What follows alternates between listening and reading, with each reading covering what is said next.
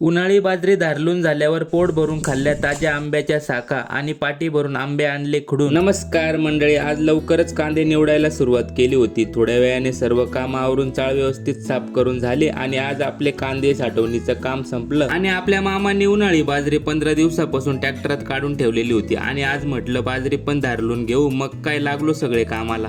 कशी आहे मग उन्हाळी बाजरी? एक नंबर ना। तुम्हाला बाजरीची भाकर खायला आवडते का मंडळी? कमेंट करून नक्की सांगा बरं का। वारा पण सारखा बंद होऊन जायचा आणि त्याच्यात या आपल्या छोट्या मजुरांची बाजरीत लोळायची मजाच आली होती।